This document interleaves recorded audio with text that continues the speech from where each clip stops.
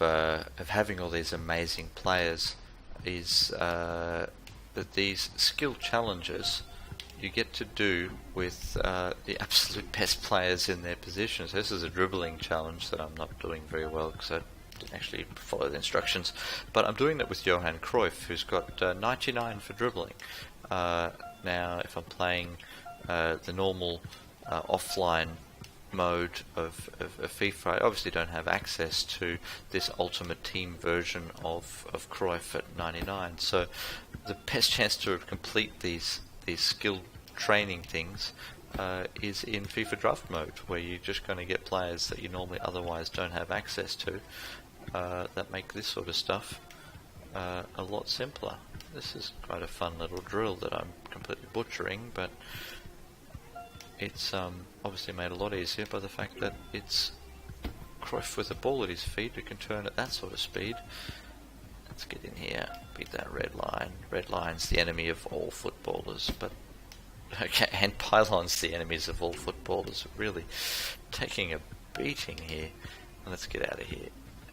What have we got? Coins. Everything's about coins, isn't it? Need coins. Shrinking circle coins. Get the coins before they disappear. Once again, something that I'm sure happens every Saturday in the youth training fields around the country. Young players chasing coins on the ground before they disappear. Let's finish this off, hey? Yep, there's our red line of doom and white lines of other doom. Get there. And again, I've never played this particular skill mode. Oh, that was terrible. That couldn't have gone any worse. Because this is obviously a hell of a lot harder with a 85 ranked dribbler with low speed than is giving me my best chance, which I'm clearly spurning, to complete this with somebody like Cruyff. That has put me all the way back to here. Anyway, I should finish this off, but the point remains, getting to use those players in skills is another bonus. Alrighty, so we're playing the final now, and as promised, a meaningful game against some real opposition. That's Bayern Munich. Bayern München, sorry. And he's offside, isn't he? So this will actually be a decent test. I'll have to play some football. It's only on professional, but still, it's one of the complaints I guess I have is that there's not enough of these types of meaningful games. Just sort of an hour between these games. Let's cross that to the far side and miss. Let's definitely miss there. That's what I planned. Probably just good pressure by the defender. And again, it comes down to numbers. That defender's got a pressure number, and Piero's got a shot under pressure number. And in that instance, the numbers didn't favour me. And obviously, Neuer's got to have a pretty large radius of pressure that he can affect. So let's and look at them pressing against me here. If I can play my way out of this, I should have massive number overlap. There's the midfielder coming, and now shot across. Let's go with a little shot. Should have crossed. So Del Piero's had two chances and made the wrong decision twice. But yeah, this is now a proper test, and this is fun. This is where you see Lineker's not going to be able to track back and defend properly. That's going to be the weakness. But he's bombing forward. For some reason, Ramos was bombing forward. These wingers, I should be able to exploit a little bit of room here. We get Sandro coming forward and crossing. Again, the defenders are much better than the previous three games, and I'm just falling for that. So let's try a more steady build-up, try and draw them back out, and yeah, they're covering the spaces very well at the moment. And they're gonna, yeah, well, you never had an angle at the ball there, son. Not both complaining about. That's something to worry about for them for 75 minutes. Free kicks are so much more fun with talented players like this. Let's get Del Piero in there and go for power and curl.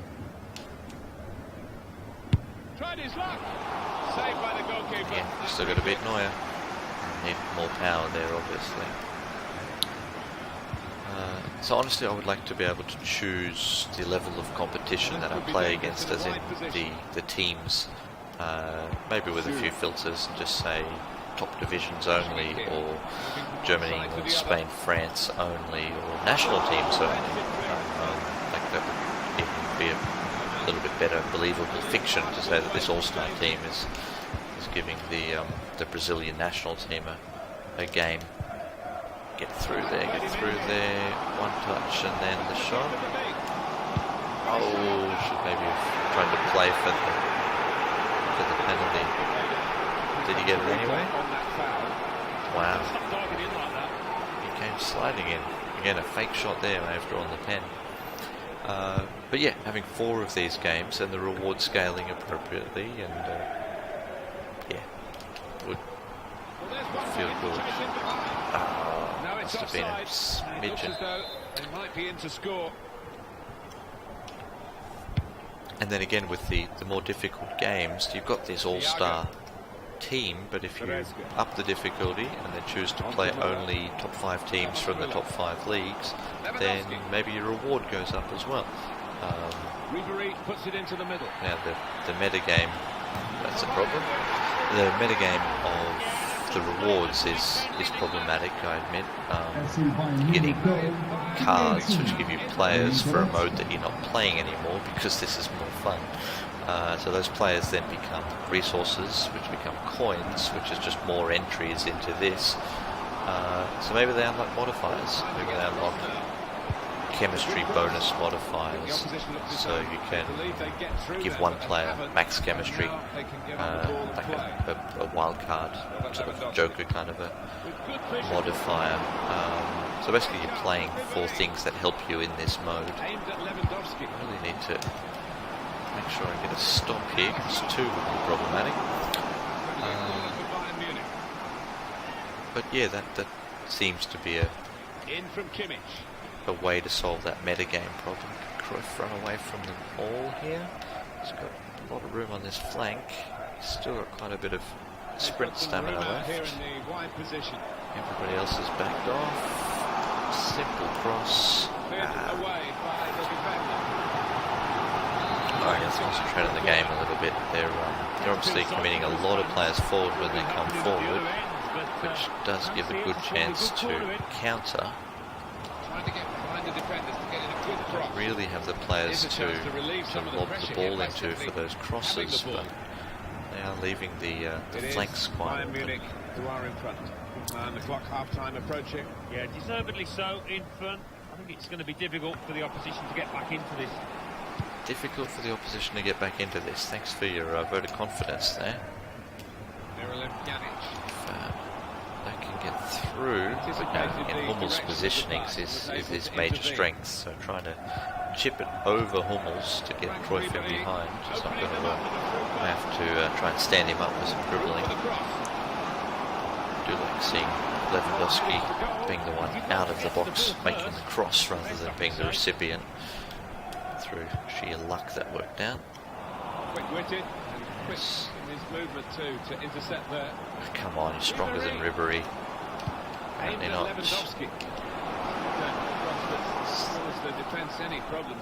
Alright, 5 minutes till half time. Let's play it relatively safely out from the back and try and get one shot off and not let them get a shot off before half time. Pressing quite well. I'll take that free kick just to reset. That didn't work at all, and now I've left them time to get a shot here. That's fine. A minute left to go, we'll just have to play a little bit more direct. There's the chance. We've got to put this one away. Let's take this celebration. Let's get up on these advertising recordings. That is a very dodgy table in the background there. He cut this close, hitting the post. Just touched in off the post. Goalkeeper absolutely beaten. Oh, it's a wonderful strike. Really crisp effort. Yeah, well, he got close to it though, didn't he? You can see a slightly different viewpoint on it. Yeah, he was close. Okay, 1-1. Feel a little bit better about that before half-time. The other problem, I think, with rewards as they stand at the moment, and I think the whole system needs to be revamped to better fit draft as a reward. But if I lose this game, I think I get a couple of gold packs, and if I win it, I get a couple of gold packs, and maybe the number of rares in each will change. Basically, if I play any other mode for 10 minutes, the difference between this winning or losing this is lost again. Whereas I do like consequences, like chances at unique kits or balls or chance. I mean, play with the chance, give us access to the chance, choosing them, unlocking them. Maybe I play as St. Pauli for a couple of reasons. Anti-fascism and pro-gay and lesbian stance that club has taken is very appealing. But their fans are also brilliant and chant well.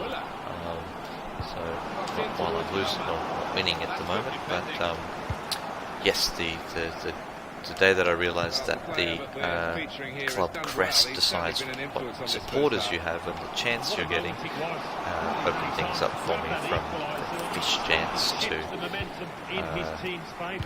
the rudest stuff from Bremen fans, to settling on St. Pauli for the chanting and just the fact that I like the club. But yeah, if you give me a chance to win access to those chants through this mode, that would be a sort of a metagame reason for trying to win. Yeah, I thought it was offside. Maybe he made his run a bit too soon.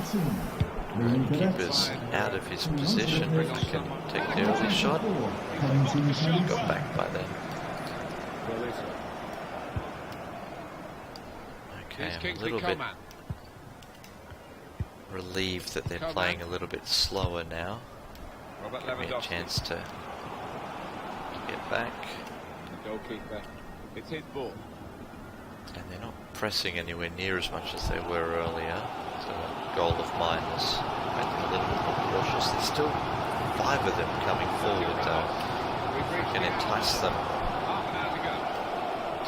to me with an easy outlet to get beyond them, like that. Could be dangerous in a wide position. Now, hold him off, play it through, and finish it. Beautiful. Beautiful. Getting 5 players out of the way means there's obviously a lot fewer to worry about there. And as soon as I had the defender on my back here, I could just wait for the run. Have to be there to score it. He ran in and got his reward, just couldn't miss. No, it was a poacher's effort. Nice little finish there. Difficult, but to get there. Okay, let's see how they react. I imagine that they'll go quite attacking, possibly even pushing Hummels forward in 10 or 15 minutes. Let's just get this back to the keeper, survey some options, kick it back whence it came.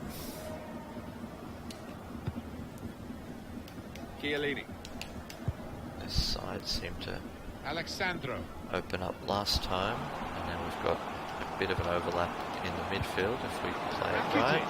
And then a Rakitic double goal saved. Talked about this before with friends. I would love a rewind function like some of the racing games have.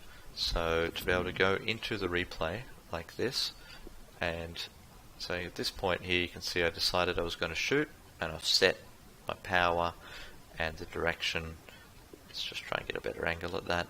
And I would love to be able to mark this point in the replay and say, look, save this. I can't change the effect of this game, but save this, and then let me later on in some sort of a training mode go back to exactly this point. You've got everybody's location and orientation and momentum, possibly even what keyframe they're in their animation. Put me back in this position, and then let me play from here. Maybe if I fake shot, so fake shot that, and then at this point play the through ball. Kind of looks like it would have been the better option, doesn't it? What if I take a different kind of shot from here? What if I stop back here and don't even start the shot? Does that defender cover both of them as it looked like he was doing? But yeah, just the ability to tag this point and say, let me practice from here later on, so I can learn things and I can try different things. Yeah, because it was just an idea that's been floating around for a while in my head. To those. In goes the corner. That is a central back that's a little bit too far up the pitch, so I may as well play for possession until Chiellini can get back, which may take a while at his pace. But that gives us this chance to play the midfield overlap again. Overplayed it. At some point, you just need to pull the trigger. There does seem to be a pretty steady overlap in midfield. If I can get down a wing and then play to the middle like this, draw one, pass to the next. That's a fake shot. So I pretty much manufactured the same situation and then tried a different approach.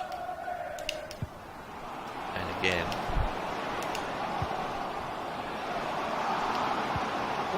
tap it in, tap it in, tap it in, tap it in, son. Wow, there's a scorpion kick cross flick from Best. What a moment that was. A wonderful effort. That's wide open. Just inches away. Oh, he's been taken down. No, apparently got the ball. That Best flick was unreal. I think I've seen that sort of touch before, but not in a cross, maybe more in a bringing down the ball. That was a poor second touch. Just couldn't get it away from the defender. Lovely theory of contacts, of ball contacts, and every decision you make is basically a decision of contact with the ball. Will you make a long touch dribble? Will you make a close control touch? And you're making that decision, a series of decisions all the way through the game.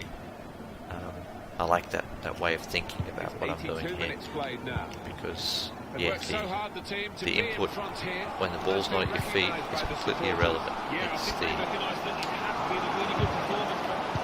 It's the touch when the ball's at your feet that makes a difference. I tend to overrun things. I tend to hold the turbo button down a little bit too long and run into defenders with the ball.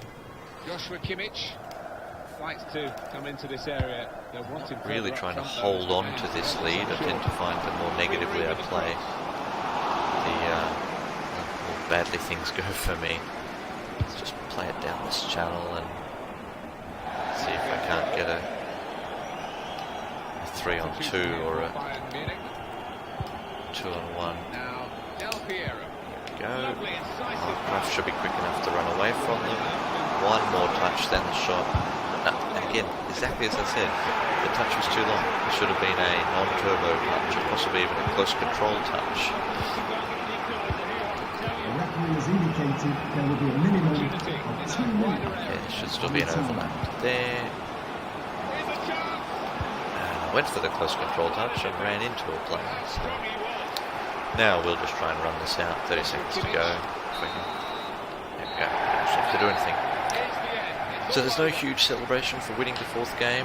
My time with this team is at an end, but there's no sort of finality to it. There's no celebration of that team. It would be great to see some stats for the 4 games. Some people who played well together. So, you know, the idea that Lineker did work as a central midfielder. He did make 20 successful passes, and in the end he was, you know, that worked. Some sort of feedback on what I just did for an hour and a half would be great. So So I'll flick through this. There's the highlights. I do love the highlights packages that they put together. And what was it all for? Well, it was for bigger balls. So I get the biggest of the balls as my reward, and it's a golden ball after my 4 wins, and I claim my reward, which, say it again, stupidly locked to a couple of premium packs. The variety changes. In this case I've got a players pack, so it misses out on all the cards that do things like give you contracts and so on that I'm not going to use anyway, that I've stopped playing the Ultimate Team.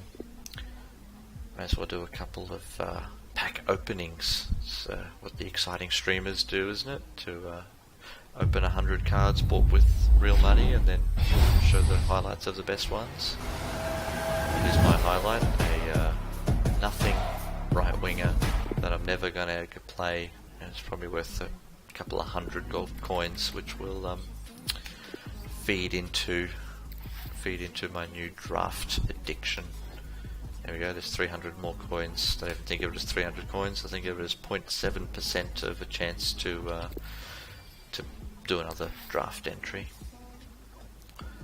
Let's finish it off then. The gold players pack, 12 players, 1 rare, and I've got a 0.00 whatever chance of pulling a Messi out of this, which would be super exciting, super pointless. It's yet